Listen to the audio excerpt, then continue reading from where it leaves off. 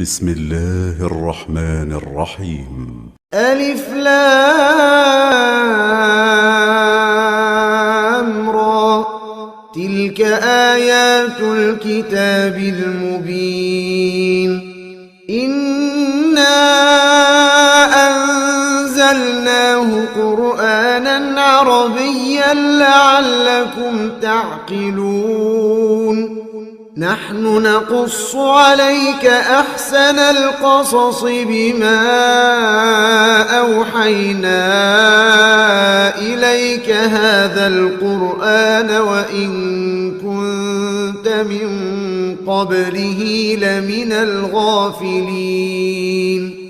إذ قال يوسف لأبيه يا أبت إني رأيت 11 كوكبا والشمس والقمر رأيتهم لي ساجدين. قال يا بني لا تقصص رؤياك على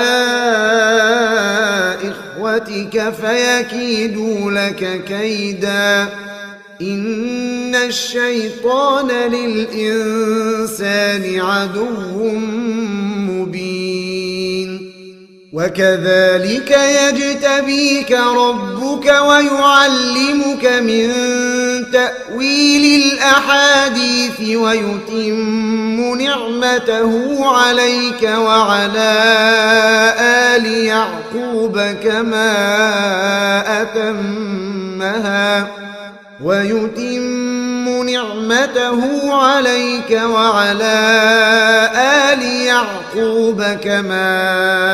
أتمها على أبويك من قبل إبراهيم وإسحاق إن ربك عليم حكيم.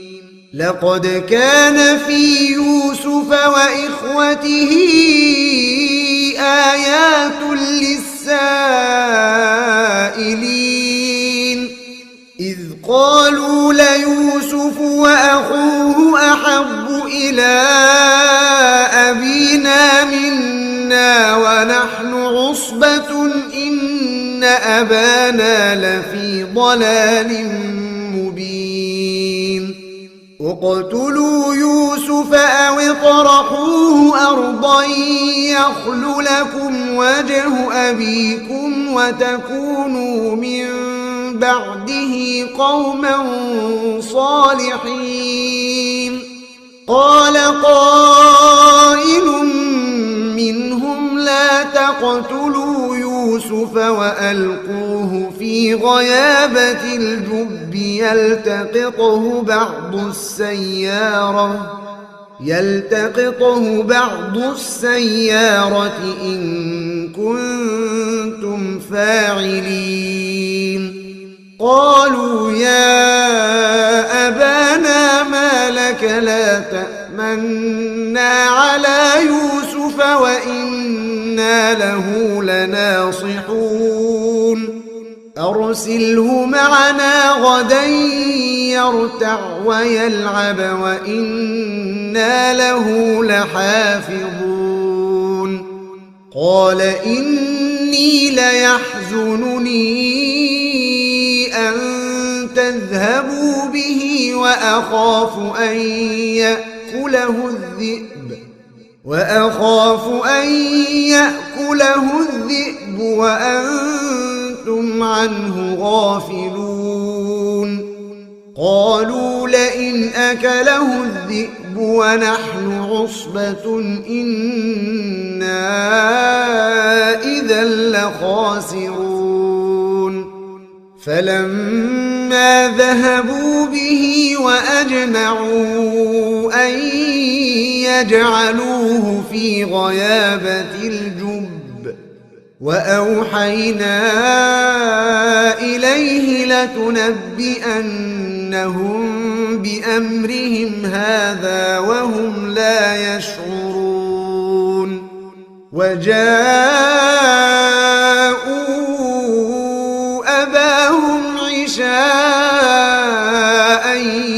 يبكون. قال قالوا يا أبانا إنا ذهبنا نستبق وتركنا يوسف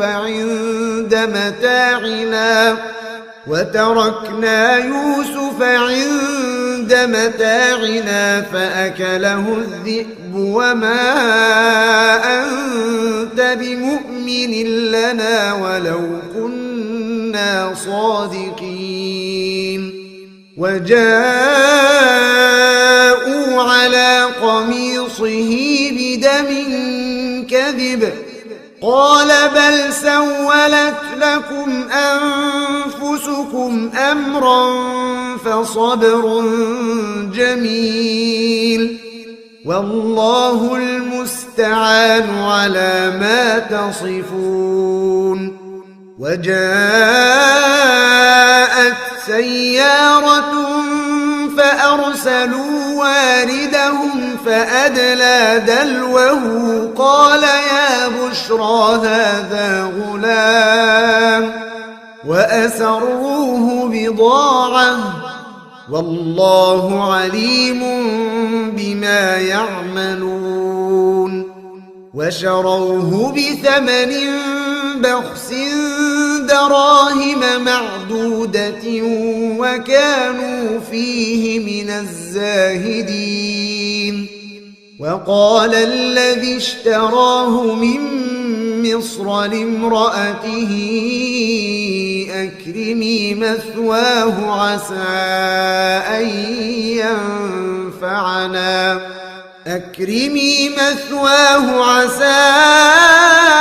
أن ينفعنا أو نتخذه ولدا وكذلك مكنا ليوسف في الأرض ولنعلمه من تأويل الأحاديث والله غالب على أمره ولكن أكثر الناس لا يعلمون.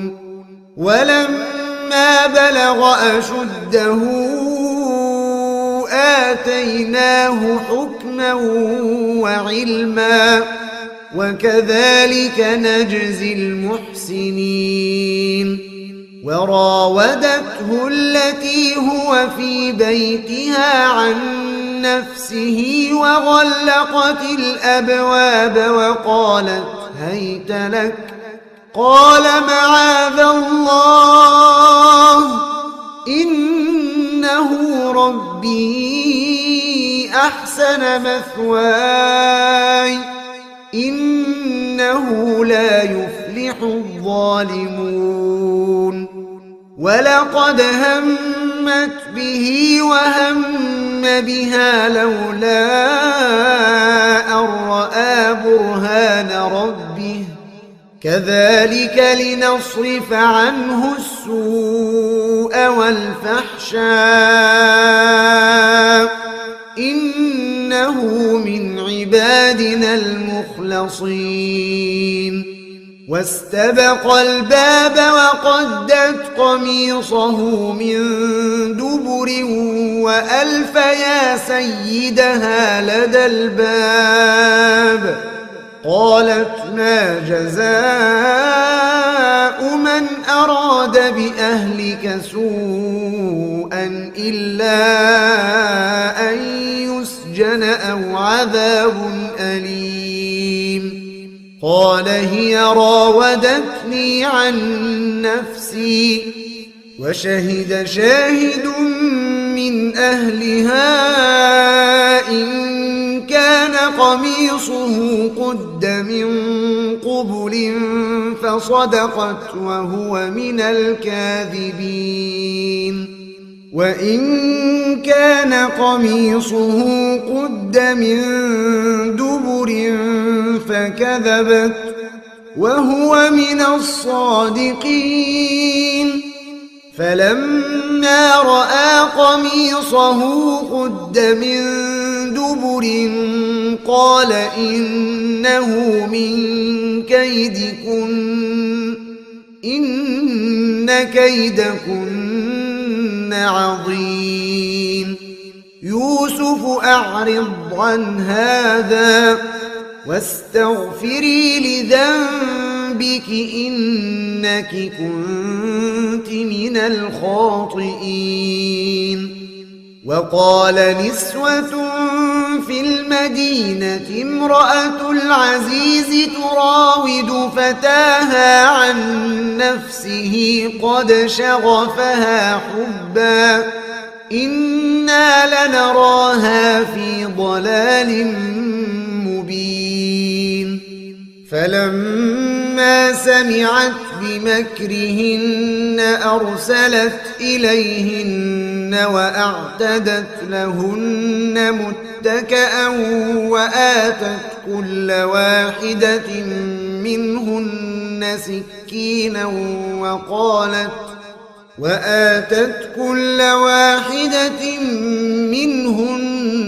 سكينا وقالت اخرج عليهن. فلما رأينه أكبرنه وقطعن أيديهن وقلن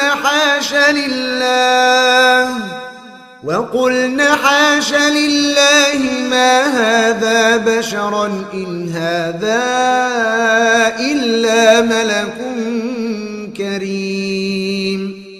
قالت فذلكن الذي لمتنني فيه ولقد راودته عن نفسه فاستعصم ولئن لم يفعل ما آمره ليسجنن وليكون من الصاغرين.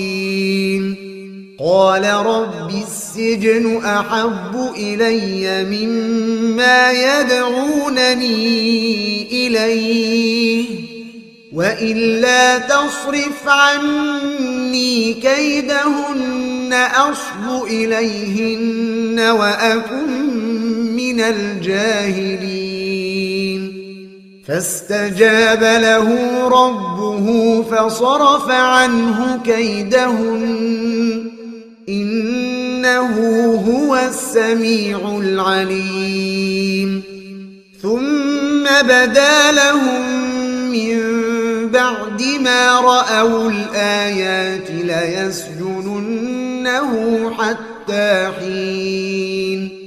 ودخل معه السجن فتيان قال أحدهما إني أراني أعصر خمرا وقال الآخر إني أراني أحمل فوق رأسي خبزا تأكل الطير منه نبئنا بتأويله إنا نراك من المحسنين.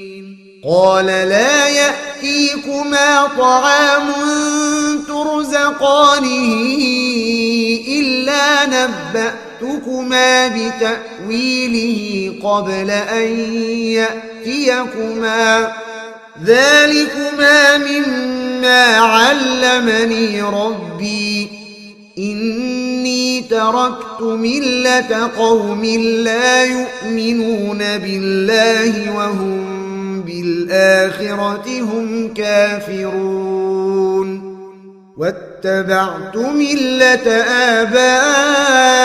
آبائي إبراهيم وإسحاق ويعقوب ما كان لنا أن نشرك بالله من شيء ذلك من فضل الله علينا وعلى الناس ولكن أكثر الناس لا يشكرون. يا صاحبي السجن أأرباب متفرقون خير أم الله الواحد القهار. ما تعبدون من دونه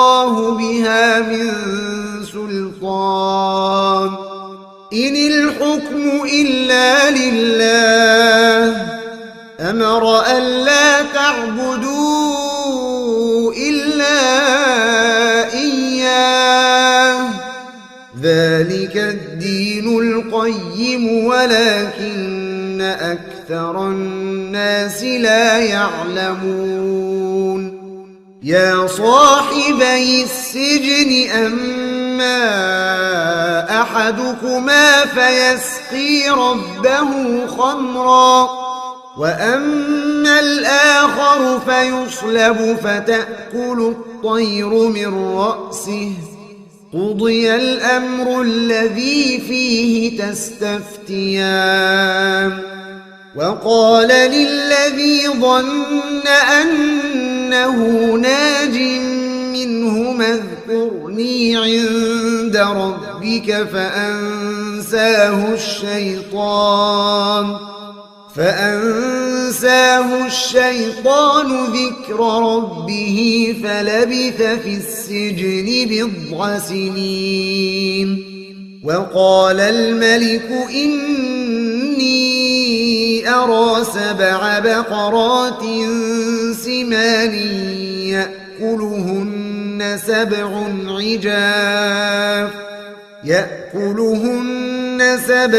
عجاف و7 سنبلات خضر وأخر يابسات يا أيها الملأ أفتوني في رؤياي إن كنتم للرؤيا تعبرون قالوا أضغاث أحلام وما نحن بتأويل الأحلام بعالمين وقال الذي نجا منهما وادكر بعد أمة أنا أنبئكم بتأويله فأرسلون يوسف أيها الصديق أفتنا في 7 بقرات سمان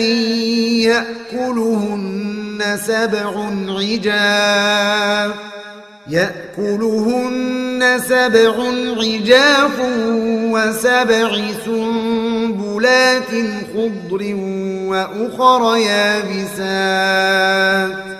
وأخر يابسات لعلي أرجع إلى الناس لعلهم يعلمون قال تزرعون 7 سنين دأبا فما حصدتم فذروه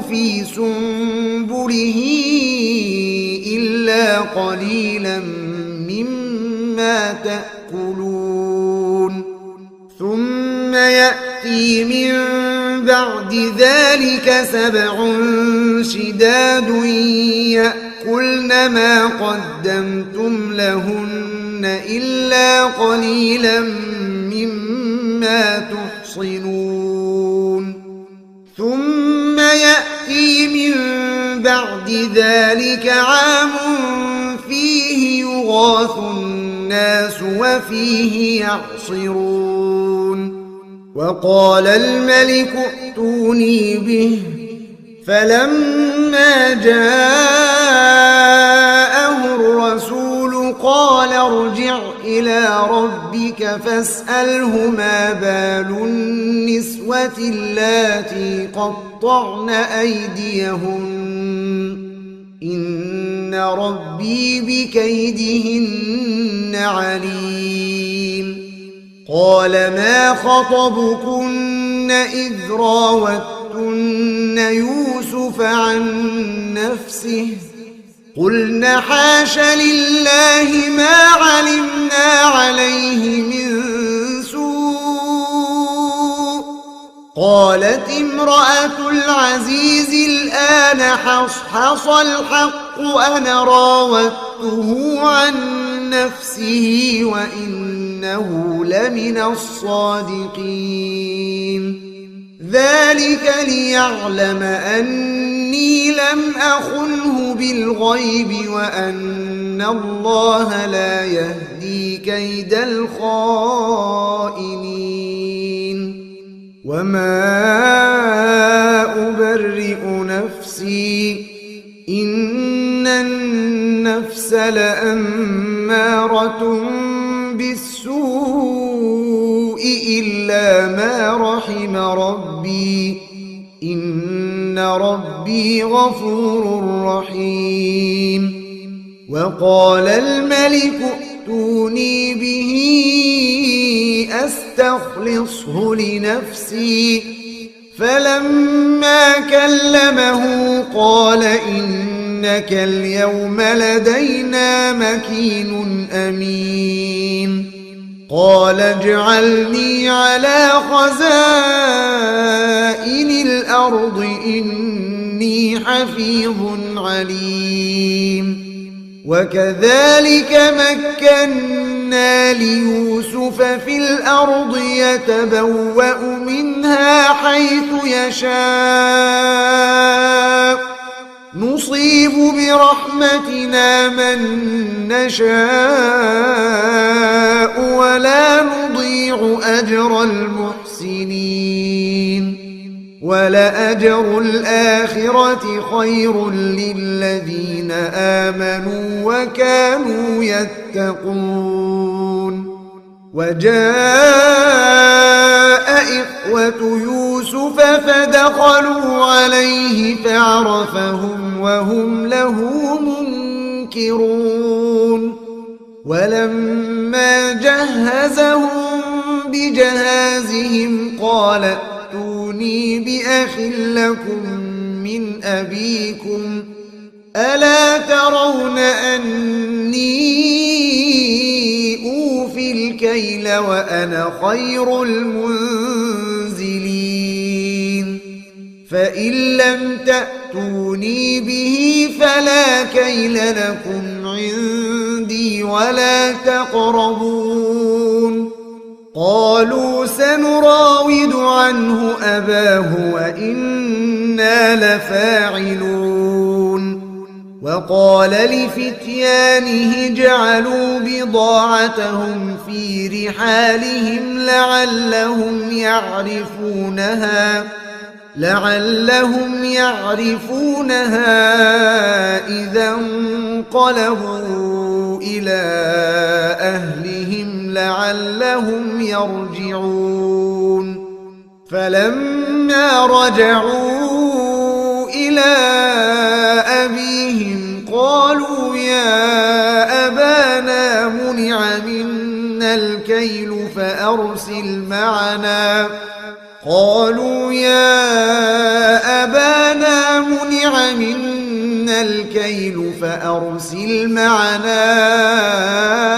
أخانا نكتل وإنا له لحافظون. قال هل آمنكم عليه إلا كما أمنتكم على أخيه من قبل فالله خير حافظا وهو أرحم الراحمين.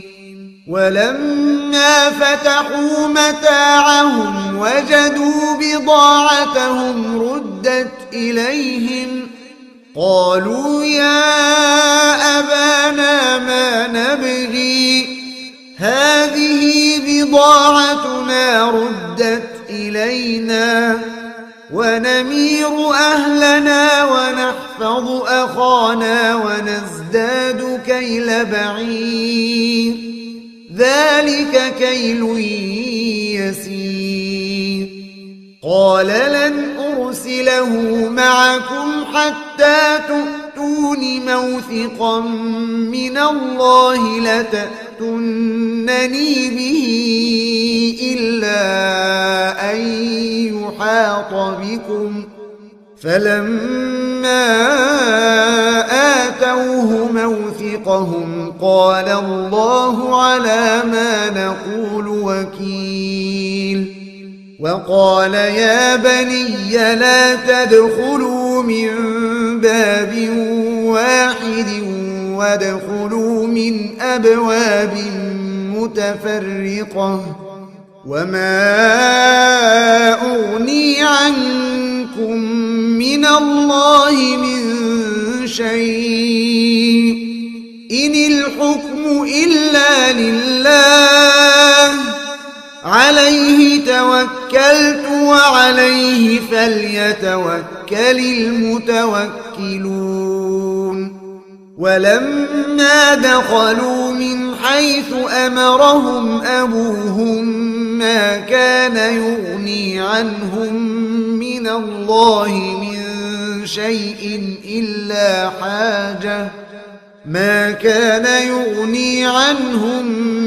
الله من شيء إلا حاجة في نفس يعقوب قضاها وإنه لذو علم لما علمناه ولكن أكثر الناس لا يعلمون ولما دخلوا على يوسف آوى إليه أخاه قال إني أنا أخوك فلا تبتئس بما كانوا يعملون فلما جهزهم بجهازهم جعل السقاية في رحل أخيه ثم أذن مؤذن أيتها العير إنكم لسارقون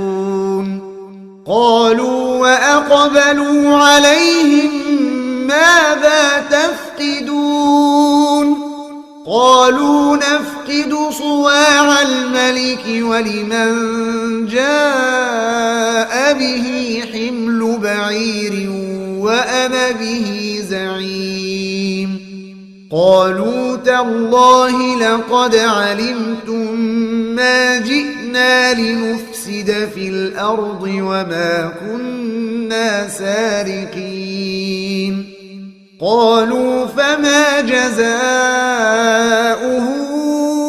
إن كنتم كاذبين قالوا جزاؤه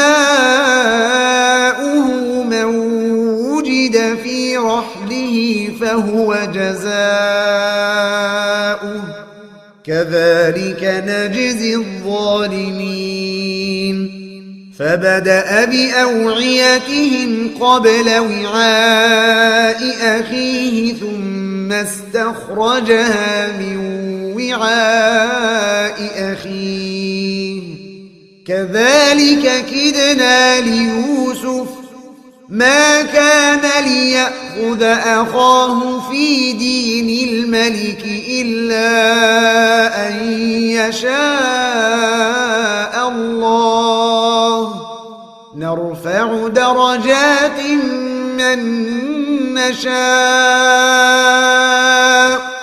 وفوق كل ذي علم عليم قالوا إن يسرق فقد سرق أخ له من قبل فأسرها يوسف في نفسه ولم يبدها لهم قال أنتم شر مكانا والله أعلم بما تصفون قالوا يا أيها العزيز إن له أبا شيخا كبيرا فخذ أحدنا مكانه إنا نراك من المحسنين قال معاذ الله أن نأخذ إلا من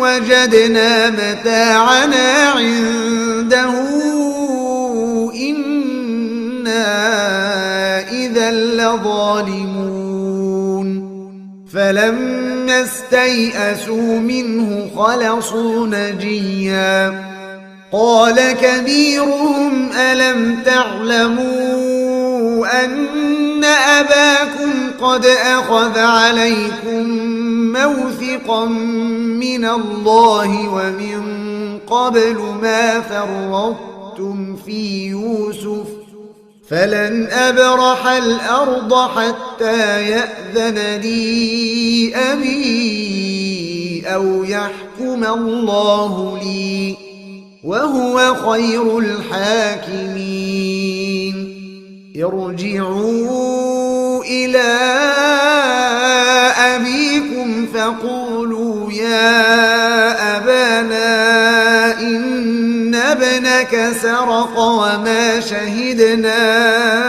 إلا بما علمنا وما كنا للغيب حافظين واسأل القرية التي كنا فيها والعير التي أقبلنا فيها وإنا لصادقون قال بل سولت لكم أنفسكم أمرا فصبر جميل عسى الله أن يأتيني بهم جميعا إنه هو العليم الحكيم وتولى عنهم وقال يا أسفا على يوسف وابيضت عيناه من الحزن فهو كظيم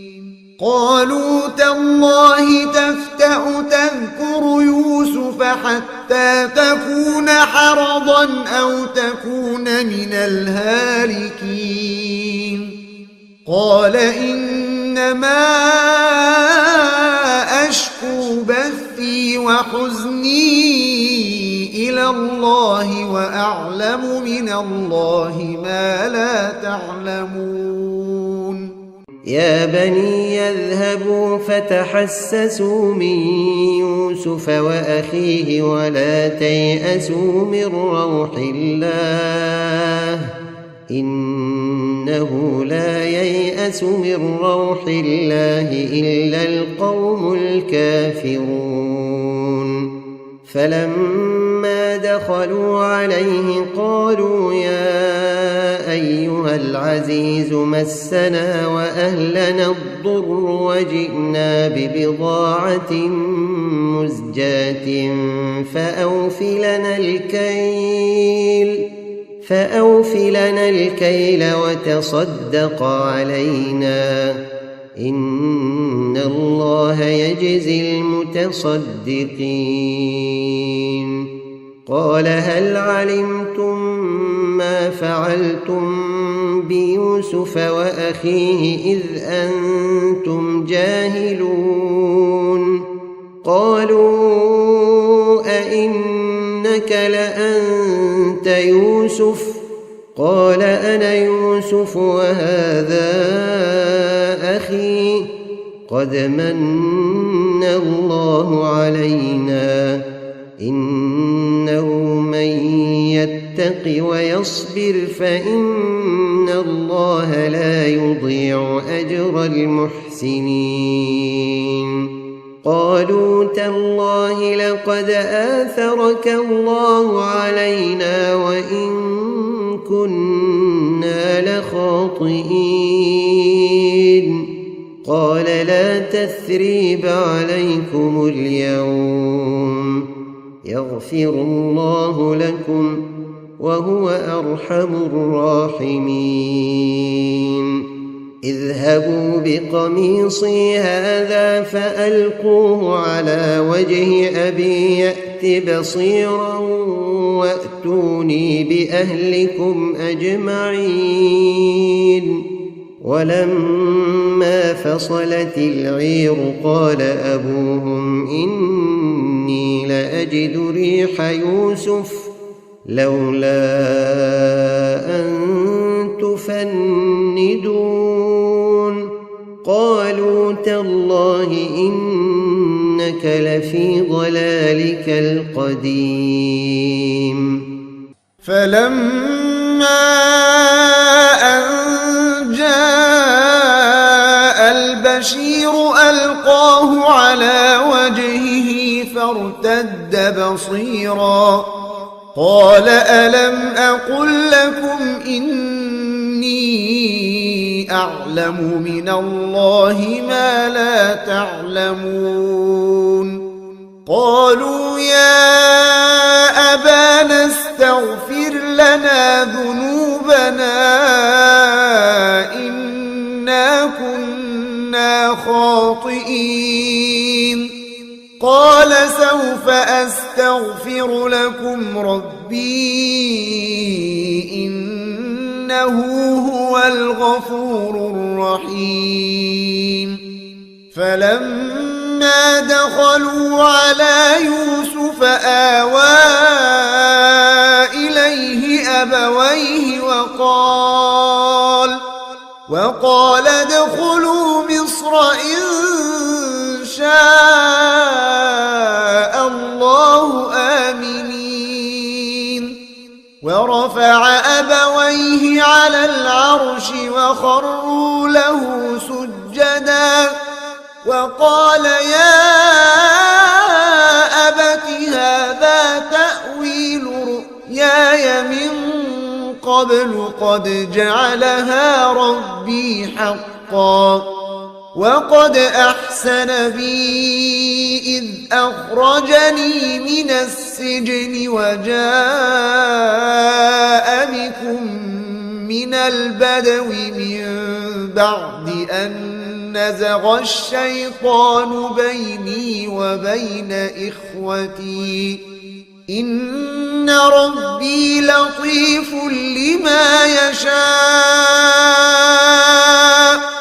إنه هو العليم الحكيم رب قد آتيتني من الملك وعلمتني من تأويل الأحاديث فاطر السماوات والأرض أنت وليي في الدنيا والآخرة توفني مسلما وألحقني بالصالحين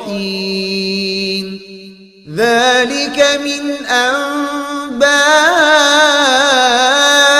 الغيب نوحيه إليك وما كنت لديهم إذ أجمعوا أمرهم وهم يمكرون وما أكثر الناس ولو حرصت بمؤمنين وما تسألهم عليه من أجر إن هو إلا ذكر للعالمين وكأي من آية في السماوات والأرض يمرون عليها وهم عنها معرضون وما يؤمن أكثرهم بالله إلا وهم مشركون أفأمنوا أن تأتيهم غاشية من عذاب الله أو تأتيهم الساعة بغتة وهم لا يشعرون قل هذه سبيلي أدعو إلى الله على بصيرة أنا ومن اتبعني وسبحان الله وما أنا من المشركين وما أرسلنا من قبلك إلا رجالا نوحي إليهم من أهل القرى أفلم يسيروا في الأرض فينظروا كيف كان عاقبة الذين من قبلهم ولدار الآخرة خير للذين اتقوا أفلا تعقلون حتى إذا استيأس الرسل وظنوا أنهم قد كذبوا جاءهم نصرنا فنجي من نشاء ولا يرد بأسنا عن القوم المجرمين لقد كان في قصصهم عبرة لأولي الألباب ما كان حديثا يفترى ولكن تصديق الذي بين يديه وتفصيل كل شيء وهدى ورحمة لقوم يؤمنون.